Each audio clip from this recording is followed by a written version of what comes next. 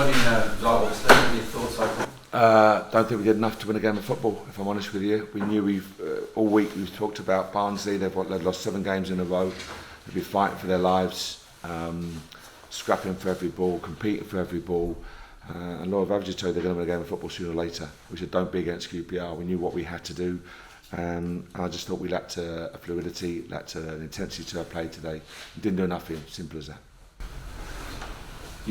Chris Willock was obviously injured, but you did really miss him today. Chrissy? Yeah, Chrissy's a talented boy. He's been Championship Player of the Month, etc. and scored goals and made assists. But that's football. When you're playing 6 games in 17 days, as all these teams are, you're going to have consequences to that. And the consequences we lost Chrissy today. So hopefully nothing more than a couple of days. We'll have to wait and see how he shapes up tomorrow. Is it a worry because you didn't score last week without him in the team and again today? We've scored a lot of goals this year. I mean, I've just been told that we've scored every away game for a year. It's the first time in 12 months we haven't scored on the road, which is a remarkable feat by the players. But no, we're a team that creates goals and creates chances. And today we didn't do enough. We have to recognise it. When we're good, you get the plaudits. Today, unfortunately, we weren't good enough. It seemed like it sort of, give the ball away more than you do. Yeah, I just thought we didn't take care of the football. We didn't make good decisions. We lacked a fluidity, as I say. Didn't move the ball with pace and purpose. Didn't really hurt them. When I was down the sides in the first half, Andre, Lee, etc. We got into some really good areas where we know Barnsley are vulnerable down the sides.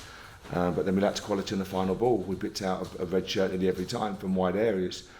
Yes, they defended it well, but we had to show more quality. Simple as that. You get into those wide areas, punish them.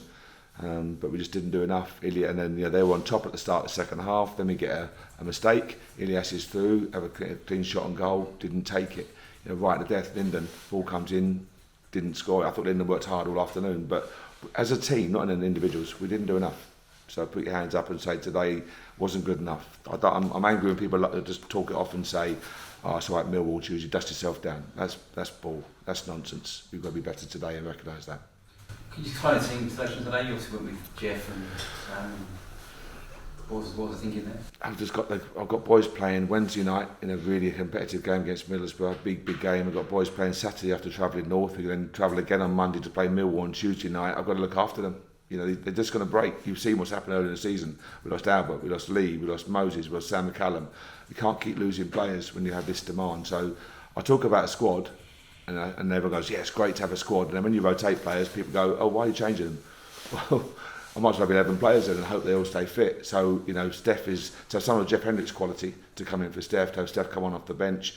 Likewise, Charlie Austin, Albert's up and down. We've got to make sure that we look after Lee Wallace, look after Albert, look after these key players.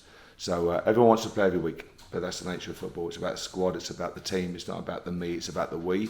And the moment it becomes about the me, any team is screwed. So, we always use a squad.